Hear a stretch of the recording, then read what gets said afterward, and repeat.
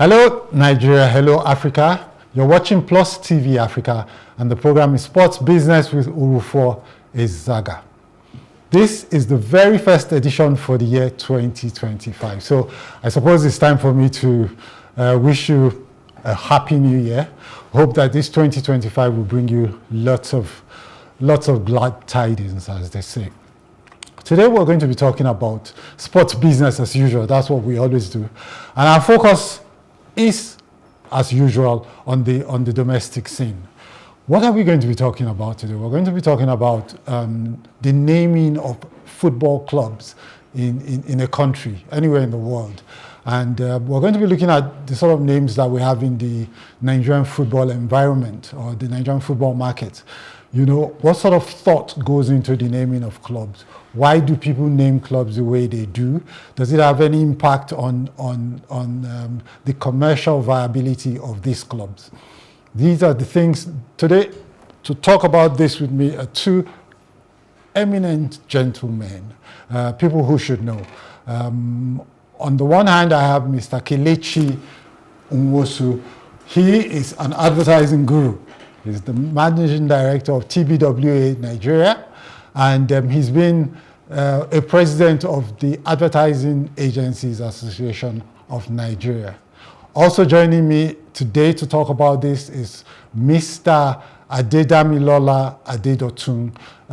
He's the head strategy, the Temple Company, Lagos. Now they're hugely a sports marketing organization, or at least they're reputed to be, a sports marketing organization. All right. So that's what you can expect from us today. It's a new year, and we hope that this first edition brings you what we always talk about here on this program, and that's the fact that if you listen for the next 45 to 50 minutes, you could get an idea or two that will change the way you look at the sports industry and probably create an opportunity or two for you or your organization. And as is the nature of this program, we're going to go on a very short break, 1 minute, so that you can grab a drink of, grab a bottle of water, invite a friend or two, get them to share in this experience. And when we return, the business begins.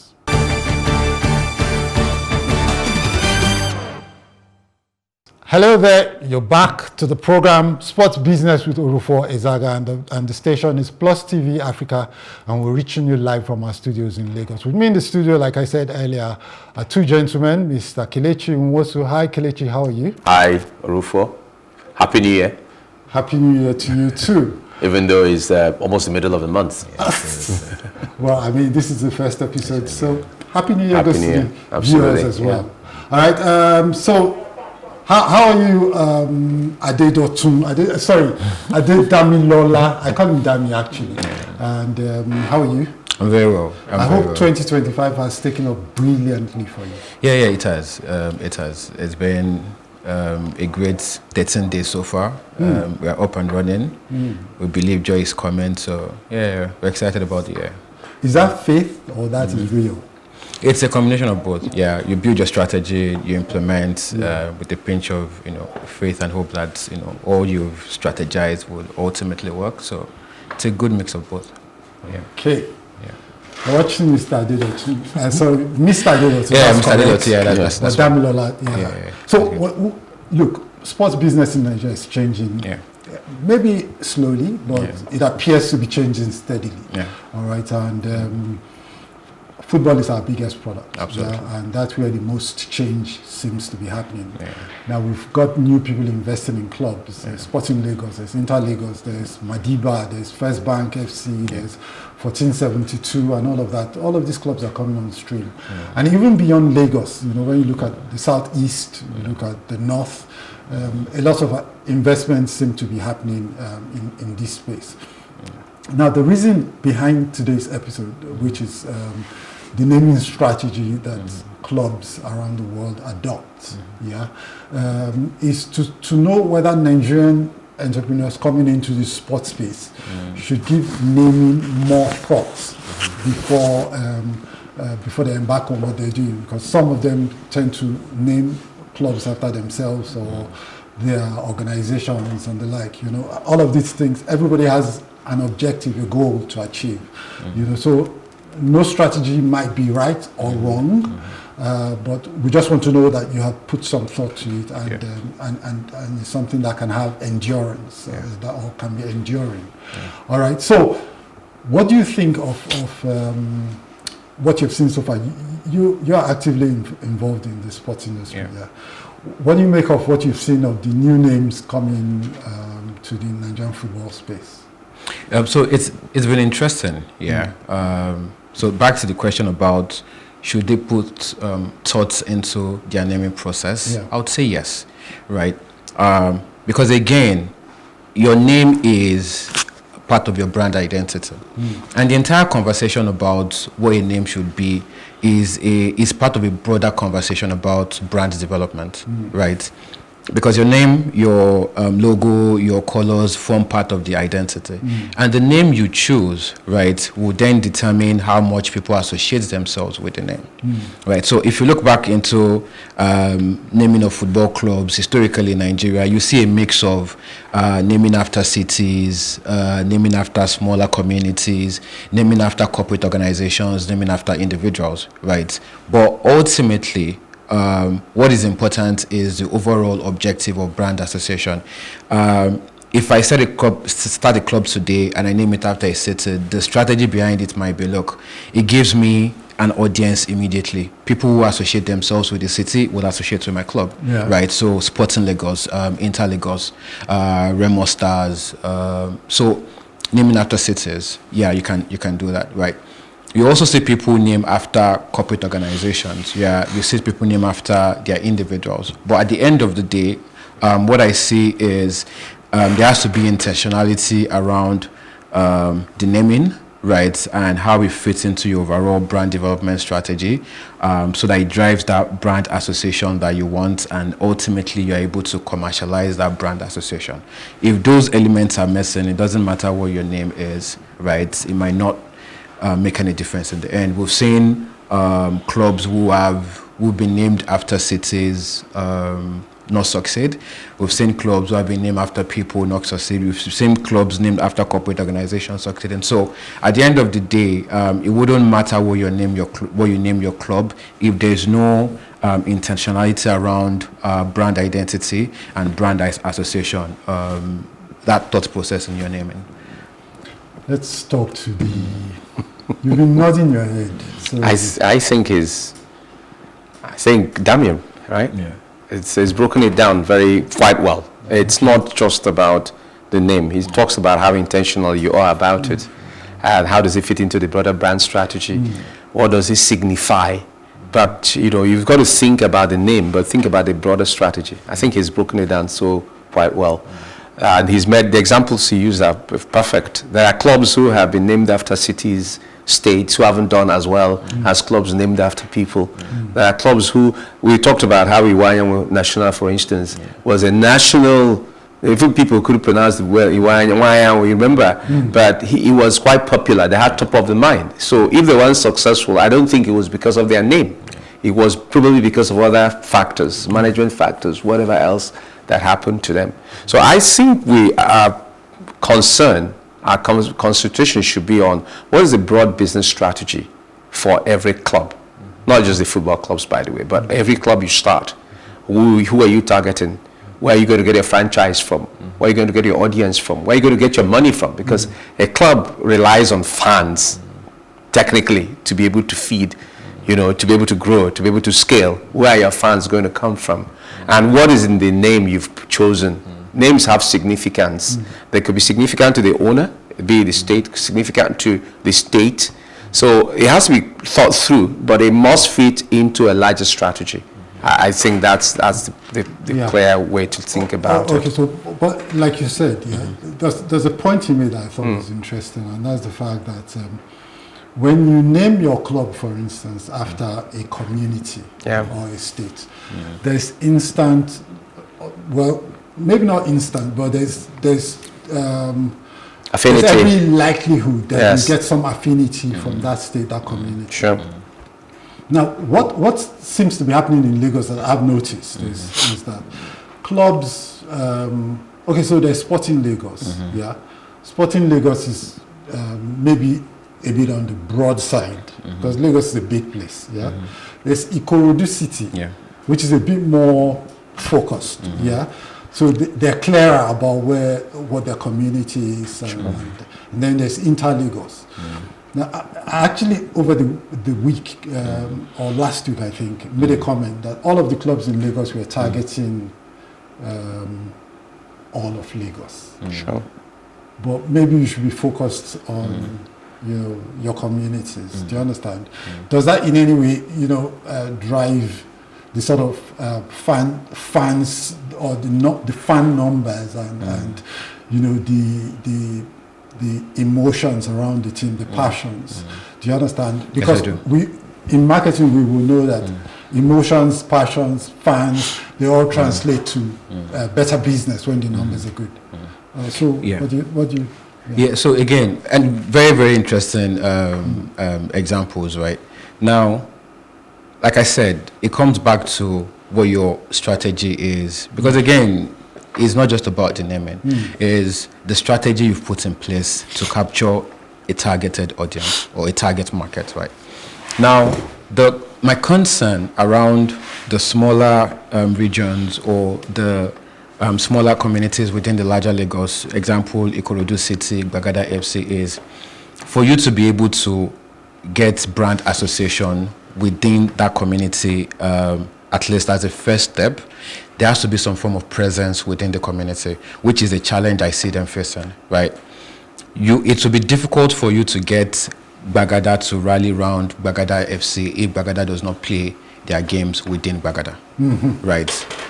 It's the same thing with Ikorodu, right? If I recall well, there used to be an Ikorodu United, which also suffered that kind of problem because they will leave Ikorodu to go play in Onikon, or I think at the time they had to even travel to Ogun State to play. And it's the same thing that Ikorodu City is currently facing. That look, as much as you are named after Ikorodu City, right? As much as there's we're in a digital world, there is globalization. You still need to find a way to connect with the primary Ikorodu.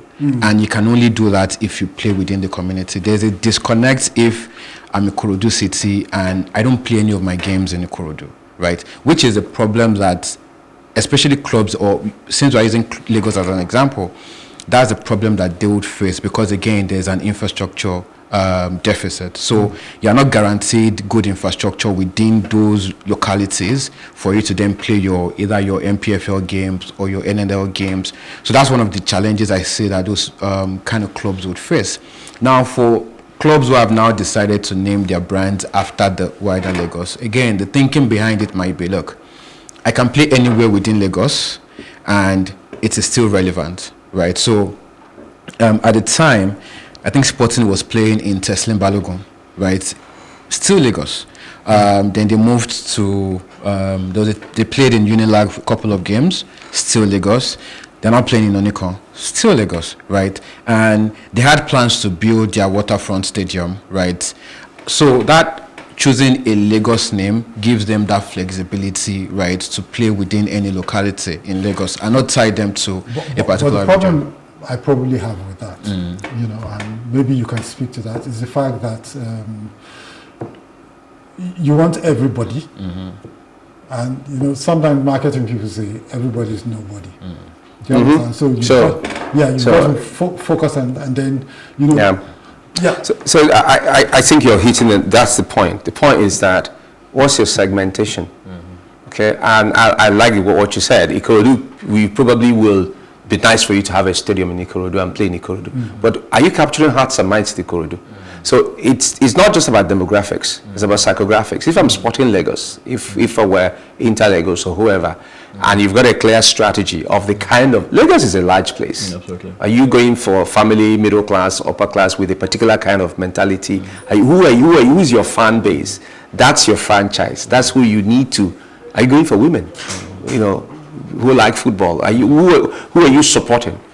Sporting Lagos, for instance, and this is free for them. They can think about as Lagos as a sporting community, the sports-loving, keep fit type of people. You open up aerobics, things for them on a regular basis. So Ikorodu FC can actually capture hearts and minds in Ikorodu without playing in Ikorodu regularly. So they will have to do things in Ikorodu to show, just find whatever it is, community engagements, so that you get an active fan base that says wherever they play, because after all, people play away matches. Absolutely. Yeah. When they play in Jaws, they say, that's our team. I'm a Rangers fan. So wherever Rangers is playing, Rangers is playing, it doesn't matter, but your heart is with the club. So that's what the strategy is supposed to be. You own the hearts and minds of your fans. Your fans own you. That's how they contribute their energy, their money to you, wherever you may be. But you're right, it's perfect. It would be wonderful to have, a home game is a home game. You know how we watch EPL and people are playing home games, they're like energized radically. But it's capturing what is a segment of the market, Sporting Lagos, Inter Lagos, whoever, 1472, whatever you want. What is your target segment? That's critical, and you have to do that with iterations, research, insight. You're moving towards, you're doing things that will make them come close to you, that will buy into your philosophy. You must have a philosophy, by the way. So you see, that's when you talked about naming. Naming has to come from your philosophy, and then you espouse it. Whatever you do has to show that philosophy. I think that Sporting Lagos, for instance, and to the point that you made about understanding who you are and being clear as to the segment that you're playing to. I've gone to the stadium to watch Sporting Lagos play. Same stadium where Ikorodu City is playing today, and I've also seen Ikorodu City play. Same stadium. Two completely different experiences. Okay. Two completely different experiences. I will say, I thought it's not about one being better than the other. They're appealing to different people. That's what it is. One was more expensive, but I probably would watch it. I probably would go watch them again, instead, because the experience was. Let's say one they were drinking wine, the other were drinking beer. Something like that. So these are the things that, but so that we stay on course to naming, naming a club. I'd like to look at the issue of naming clubs after individuals as opposed to naming clubs after communities, which seems to be the popular thing all over the world. Globally, and even in Nigeria, you'll be surprised. By far the most teams in the MPFL, for instance, are named after some town or state or something, and so for me, I think that this naming, the issue of naming, is it something that has business implications when you're looking, say, long term? I'll give you an example, and I want you guys to please treat this as I'm sure you can. Over the years, historically, we've had all of these clubs that were named after individuals. It's still happening today. A new club in Akwa Ibom was just named after Godswill Akpabio. Do you understand? I don't. It's hard. I don't know anywhere else that I've seen that in looking at club names in, say, in Europe, in America, and maybe even in South Africa. Do you understand? So we have been there before. We had Abiola Babes, we had Inwayanwu National, we had Flash Flamingos. They were a betting company back in the day. We had Udoji United and all of that. All of those personal club named after individuals are no longer standing. True, some of these clubs named after states have disappeared as well, but all of the clubs in the Nigerian league, like the Rangers, the Eyimbas, the Benden Insurance, these were clubs that were named after states, regions, and and do you think there's a difference, for instance, when it comes to change of ownership in continuing the legacy of any club?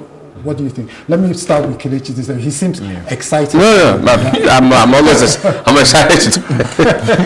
I don't without going into the statistics to double check that the clubs named after states and cities have performed better than the clubs named after individuals. And what you're saying, from what we see, they have lived longer. Yeah, so you can live longer and your life support. The truth is, the clubs that are in states, how often have they been, I don't want to say profitable, have they been effective? Because what happens is, no matter how bad it is, the state's funds are put in to keep it going. So without a proper audit of how they've performed, I'm not quite sure we can reach a conclusion.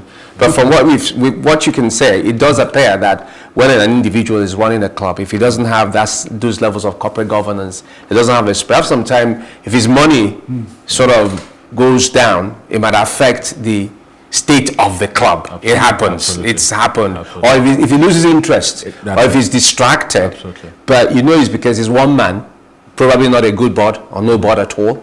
He's taking their decisions. If he goes to jail, for instance, or something happens to him, it shakes the club. That is the danger in a one-man business, not just in football, but all over in every part of the world, in different parts of business. But with a government or a corporate-style business, there are probably better guardian rails that will not allow it to fall completely. But I'll be really hesitant to admit that the government clubs and the corporate clubs have done that well, better in real terms, in terms of both the performance. Maybe we can argue that Enyimba has won quite a lot in the country, but I don't know whether it's because they were a state-funded club or because they were better run than other clubs, because there are other state clubs that haven't done as well as they've done. We've also had Leventis United, which is no longer there. It was run by a company. So in the sense that if you look at it from the point of view that the individual is probably stretched, if he's the only one who owns and runs the club, yes, we can admit that a lot of them have gone down because of their... And it's not because of whether they are named after them. It's because they are run by them. Absolutely. It's not the naming. I just want us to not to get too hooked on the naming thing. It's not just in the naming. It's because of how they're... Because I can name a club after Orufo and have a board and have people who support that club. But would you buy an Orufo? Why not? If you're successful, if you've won many times in the league, your numbers are good, you're getting good, your PRL is good, why wouldn't you buy into it? Okay, but so try and explain this for me, Damilola. Yeah. We have, how come we have not managed to have a personal brand survive this long? Is it maybe because of the fact that the industry has never been run as a commercial concern? Is it that, and if it is, things are changing. People, like I was telling you guys earlier, this is the first time I have seen that Nigerians are getting into football, not just as personal promotion or just for the fun. Just for the fun. They're getting in for the business of it. They're setting up academies. They're selling players. They're making money. They're trying to maybe win more trophies. Basically, for a lot of people now, it's just be there, sell players. Do you understand? But interest is beginning to build, right? So what if somebody comes to you and says, you know what, this is what I want to do, how would you advise them to go about? Today's program is naming. Yeah. How do you advise them to go about the naming, especially with a view of saying this is time for business and this is how you can do it over the long haul? So there are 3 questions in there. Are there? Yeah. So the first one is, and I like how you answered that the survival or lack of it, or clubs named after individuals, right? It's not necessarily a function of their names, right? Most of those clubs, right, were named after the primary founder, Okay. right? And those decisions were made that, look, I have interest in football, I'll set up a club and I'll name it after myself. And I have the financial capacity to fund it, right? It then becomes a problem, and we can do research and see why most of these businesses failed. When interest wins in football or owning a club, you'll begin to see issues with the club from a financial, from an individual perspective. And also, if anything happens to your finances, one of the first things that will suffer is your pet project, right? So you see most of those individual-owned clubs over the years, they die because the primary owner, right, who is also the primary funder, some maybe interest wanes or funding stops. So the problem again is there hasn't been any form of sustainability put in place to say, look, although I am setting up this business, I'm naming it after me, how do we sustainably make money? So like if anything happens to either my finances or maybe my interest, the club can still run successfully. That's the problem we have with individual owned, and not just football clubs, companies too, right? If there's no sustainability plan tied with proper corporate governance, then there will be a problem if anything happens to the interest or the funding of the primary owner, which is what we've seen with football in Nigeria. And you can even see this also in government-owned clubs, where you have a new governor that doesn't really fancy football or is not interested in funding it, the clubs will suffer. So the only advantage they have is, look, government is time bound, right? So after maybe your 1 term or 2 terms, another governor comes and picks it up. We've seen it happen over time with football. So that's what I think in terms of how it is difficult for clubs named after individuals to have long span and succeed, right? I think it's more a lack of sustainability around corporate governance and long-term commercial strategy, right? That's one answer. Now you also asked that why is it difficult for us to build proper brands in the country? And again, not just football. There's a theory I have that traditionally, right, we are farmers and we trade commodities, right? We can trace back to history. So we are primarily traders, right?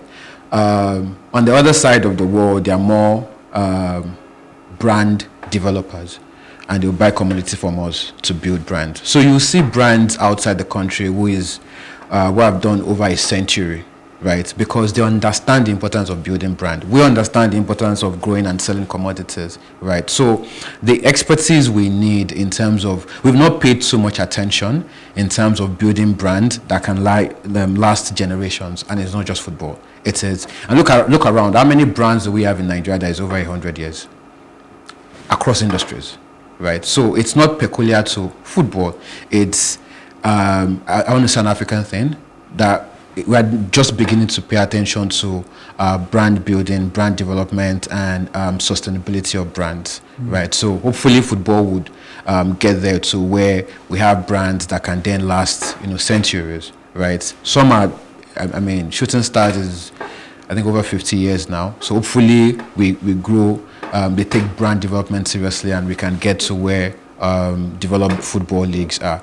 Now, your third question about if someone wants to invest in football at the moment, what would my advice be? The business of football, it's on 2 fronts, right? Which is, again, another issue we need to maybe consider in terms of brand development in football too. You can make your money without building a brand, right? Especially from football, which is where your academies would come in. You groom players, you sell players. That's big business. But you don't need to build a brand. There are a lot of academies that you don't even know their names, and they are doing well in terms of the money they make, right? So building a brand is not necessarily a prerequisite for you to make money in football, right?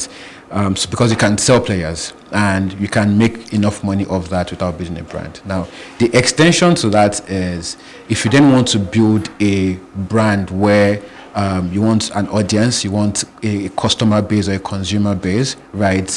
You want some form of association, then now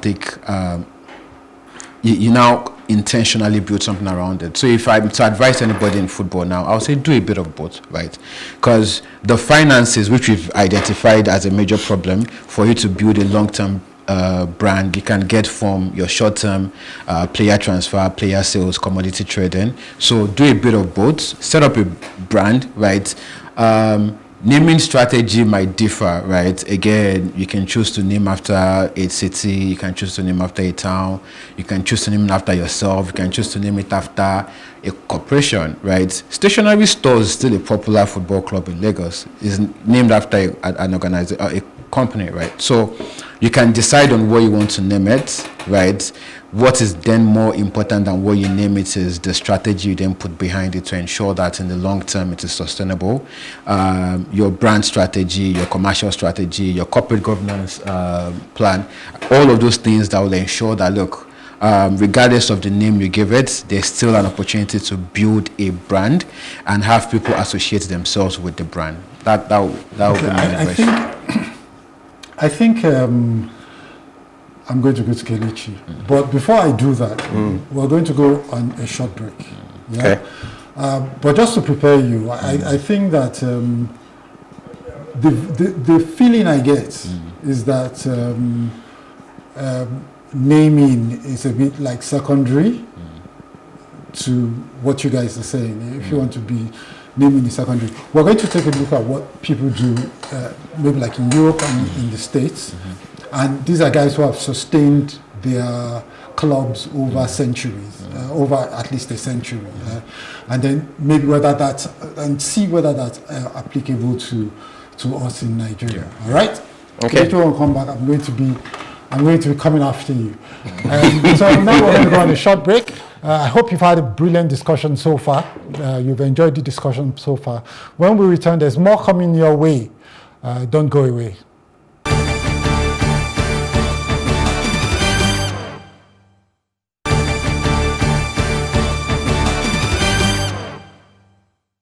You're welcome back to the program Sports Business with Orufo, Ezaga, and you're watching Plus TV Africa, and we're reaching you live from our studios in Victoria Island, Lagos. Today we're talking about naming football clubs, what thoughts should go into it, and why people deploy the strategies that they do when naming their clubs. All right. With me in the studio talking about these are two experienced marketing professionals.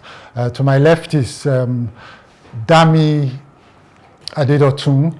He's the head strategy, the Temple Company, Lagos. And then to my farther down my left is Kelechi Nwosu. He's the MD of TBWA Nigeria and a past president of the Advertising Agencies Association of Nigeria. Thank you. So guys, you've made it a very interesting discourse so far. Yeah, Kelechi, I thought I was going to come back to you when we resumed. And basically, I want for us to just have a look at how club naming came to where it is today. You know, back in the day, football started, seriously in England, right? Yeah. And as far back as 1880 something, they already had named clubs, and surprisingly, some of these names, not most, have survived to this day. All right, and in looking through what they did, I found that some of the names that we just take for granted, at least I used to take these names for granted, were names that were arrived at from their origins. I'll give you an example. United. You hear this United, that United. Usually, a United name arises. You would find, if you go into the history, that a United name was arrived at when two clubs merged, to become, and then you had clubs like that were Rovers and Wanderers. Back in the day, there was nothing like home grounds. Clubs traveled to play. Do you understand? And some clubs took on such names like, Wanderers, Rangers actually, Rangers, Wanderers, and Rovers, stuff like that. So when I look at our names sometimes, I'll be thinking, we do this United, Rivers United. How did we arrive at that United? Rivers United, it's a good case. Yeah, because it was Sharks and Dolphins coming together to form Rivers United. So indeed, they are indeed United. Sorry? They are indeed a United. So they're a United club. Calabar Rovers, we had Calabar Rovers, or Waka Rovers. They were not roving. So I don't know, sometimes I think, okay, like in America, if you go over to America, clubs are not named, they're still named after communities. Literally every club. Angels FC. Yeah. But in America, they're named, it's the community and maybe an animal. Sure. Atlanta Hawks. Chicago Bulls. Do you understand? Sure.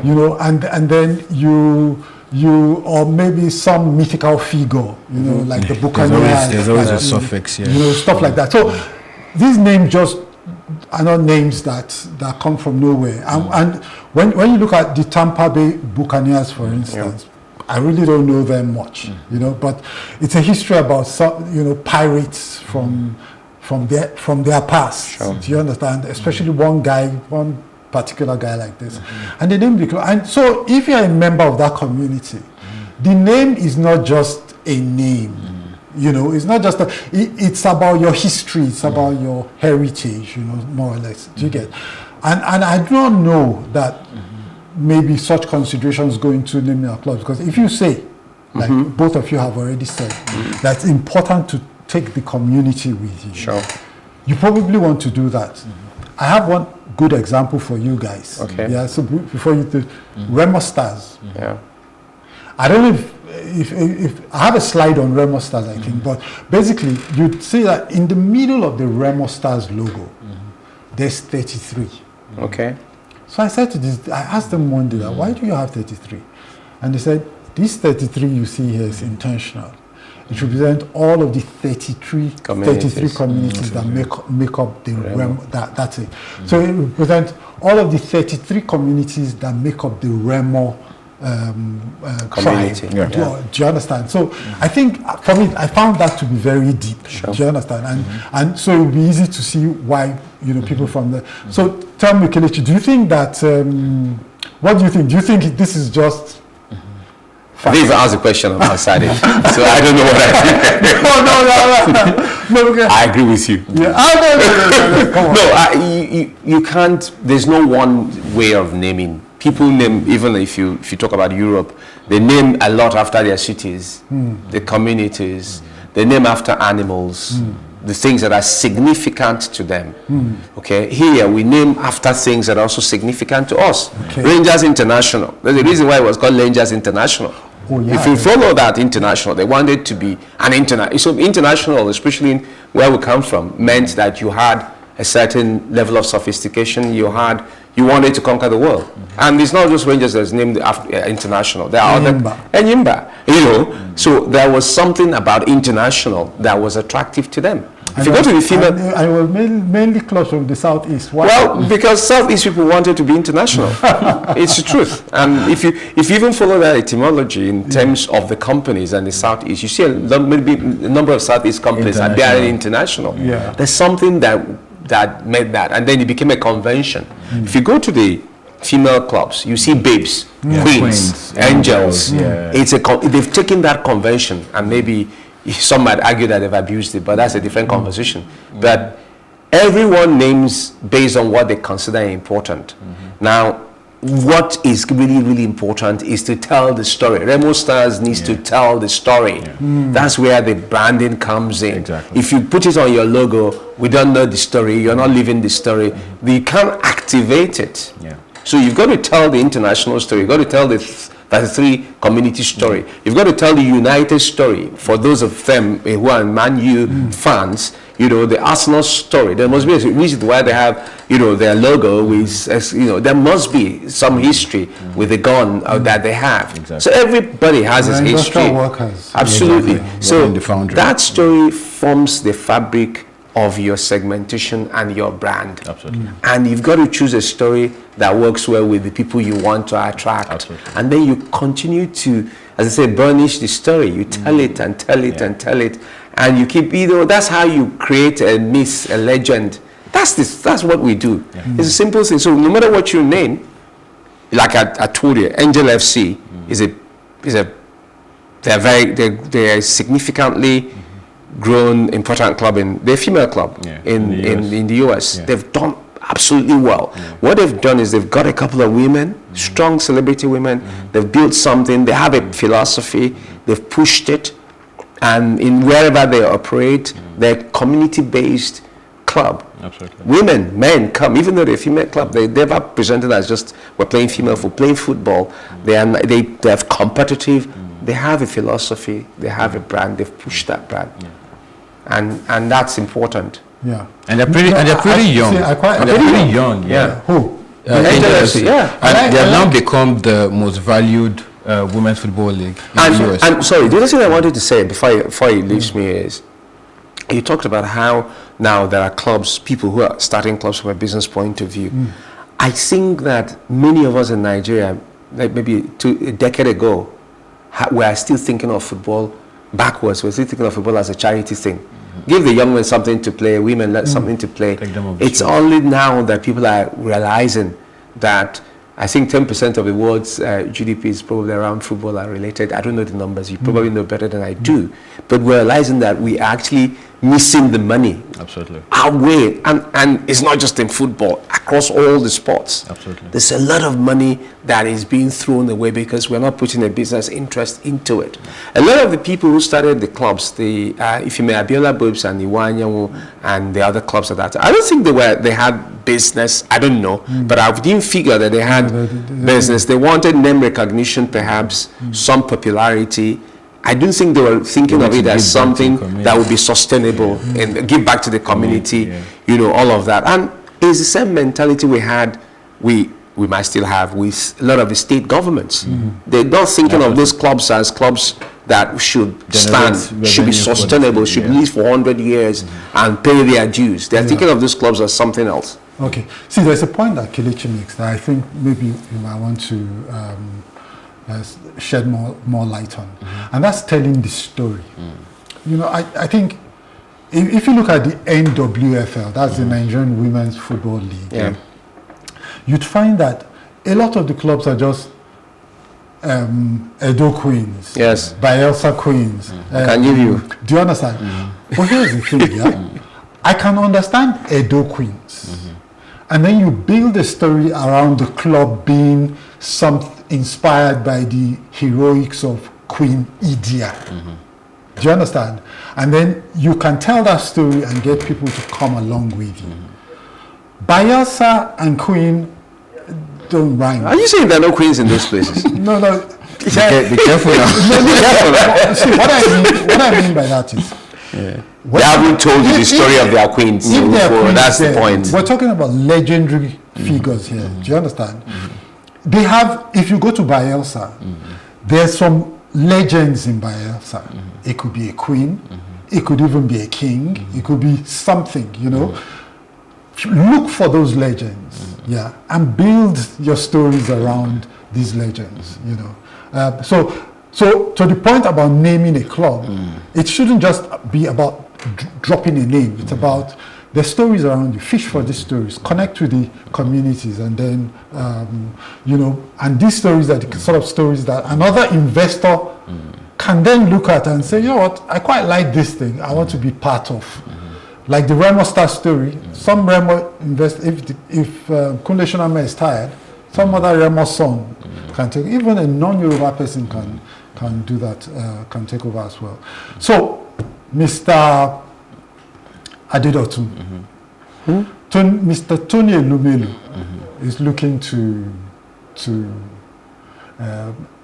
thought about founding a club last year. I think that has gone cold now. Yeah. But if he came to you and said, look, I'm going to start a club, I have the option of making it Tony Elumelu FC, UBA FC, some other city-like FC, you know, what would you advise him to, where would you advise him to look before he reaches his So I wouldn't advise. First thing I would do before advising is to ask. Yeah. Why? So the question is why. If you want to name it a Tony Elumelu Football Club, question is why. Why? Yeah. Right. There's a Tony Elumelu Foundation. Is there a link between that? Do you understand? So the question or the starting point would be to understand why. Yeah. That understanding then helps you build a story around whatever name that you've chosen. Right, because there will be a reason for each of those choices, right? So it's to understand the thinking behind it, build a story around it, right? Because I like how you summarized everything we've said around branding in your last conversation. That look, it is there's a brand story. The reason you are telling that story is because you want people to relate with that story. That's association. Right, and that is what then guarantees some form of sustainability. Because again, we've built a Remo story, right? Even if Mr. Shoname isn't interested in Remo Stars anymore, there's someone that can relate to the Remo story, to that 33, right, and say, look, this is a brand I'm associated with, I want to carry on, I want to invest in it. Because again, we've told a story that resulted into a brand association. So anybody setting up a club, Mr. Elumelu, the question would be, what's the story behind each of those options? How can we build a brand identity, right? And how can that identity then drive association, right? So that's what my approach would be. That, like, tell me the story behind each of these names, why each of these names, then we can build a story and see what fits, what will drive the association that we want the most effective, and then we'll go from there. Excellently put.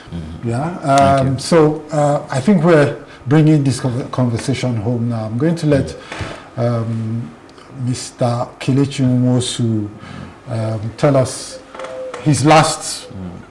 Basically, summarize what you think of the conversation so far in a minute or less, and then we can make my producer happy. Okay. Bye. I think naming is important, but it's not the be-all and end-all of your brand strategy. Naming should be part of the brand strategy that you want for your football club or for any business for that matter.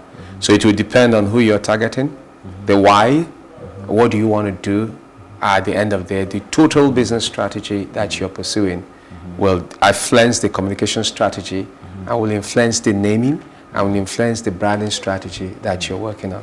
That's my wrap. The last word, Damilola. I'll take it back to the very foundation is the change in perception of sports. We need to see sport beyond just by giving back to the community. We need to see it as a business, because once we see that and once we begin to change our understanding of sports, we begin to see the need to have a commercial strategy, a corporate governance strategy. All of those things we need to put in place to make a business sustainable. We begin to understand the importance, and we then go from a broad business strategy down into a brand strategy, because then we now understand the importance of the brand itself and how it fits ultimately into making money and having a sustainable business. So foundation of that is consider sport as a business. Okay, and there you have it, viewers. It's been another entertaining conversation around what can make sport move from what the social activity we tend to consider it to be today to being sustainably good business for everyone. Sports creates jobs, it creates new classes of wealth in society, it engenders peace and unity and progress, and it's something that we as a society must begin to do all we can to make sure that it becomes a huge deal in our society, as with all progressive civilizations. As to the topic of today, which is naming your football club, I would advise anybody who is going about trying to found a club to think about telling a story the way it has been identified today. Look for something in that community that you want to represent, in that state, and build your name around that, and the story, whatever story you're going to tell, you build it around that so that you can connect with the people in your state or your communities, and they then become the springboard from which you reach, the national and even global audience. Until we meet again next week, this is me, Orufo Ezaga, saying, be productive, be good, and stay safe.